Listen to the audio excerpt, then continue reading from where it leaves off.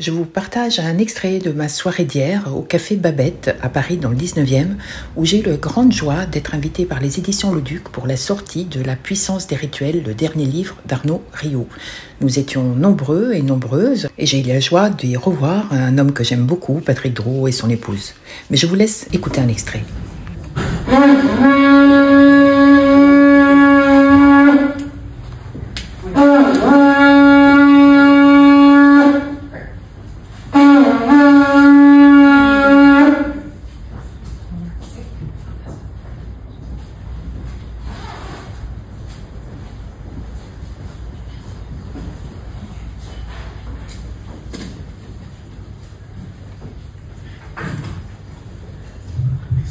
Si je sonne la conque 3 fois, c'est pour la même raison pour laquelle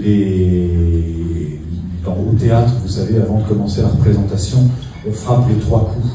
Et si on frappe les 3 coups, c'est bien sûr pour annoncer le début de la représentation, mais c'est aussi pour inviter les acteurs dans un premier temps et les spectateurs à s'aligner dans leurs 3 intelligences.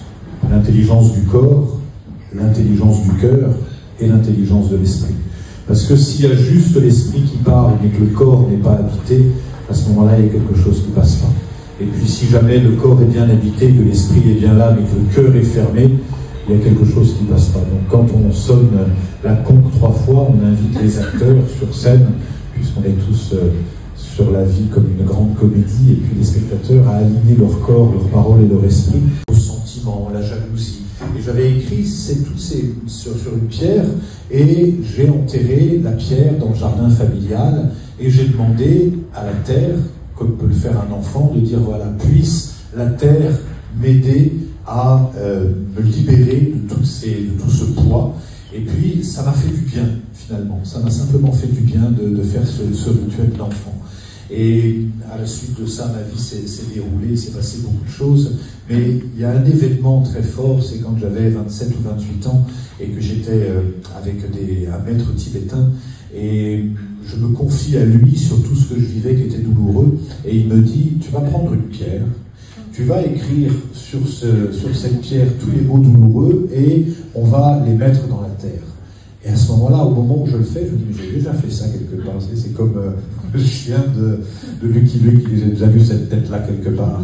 Et là, c'est pareil. Je me dis, j'ai déjà fait ce rituel quelque part, et j'ai enterré la pierre, et j'ai réalisé à ce moment-là que ce rituel, qui était un rituel mené par un maître bouddhiste, finalement, c'est quelque chose de très naturel. Et que, des fois, sans m'en rendre compte, en fait, les rituels font tellement de partie de ma vie que ça m'est impossible. Vous voyez, j'allume une bougie. Et on allume une bougie, on peut tous allumer une bougie, c'est à la portée de n'importe qui. Alors, est-ce que c'est un rituel? J'allume une bougie, je peux allumer une bougie pour faire ambiance. Et puis, je peux allumer une bougie en me disant, voilà, ça va créer l'unité entre nous tous. Donc, ça veut dire qu'il y a une intention et il y a un geste. Et puis, je peux allumer une bougie en hommage à nos guides. C'est toujours le geste d'allumer une bougie, mais l'intention est différente. Et en fait, le rituel, c'est vraiment l'association d'un geste et d'une intention. Et je me rends compte que c'est quelque chose que je fais au quotidien, quand des petites choses, des fois, l'autre jour, je nettoyais la pièce de méditation au moulin, et puis en nettoyant, je demandais à ce que toutes les énergies négatives quittent le lieu. C'est un rituel. Et je me suis rendu compte qu'en fait, les rituels, j'en fais tous les jours, il n'y a pas une journée sans que je fasse un rituel.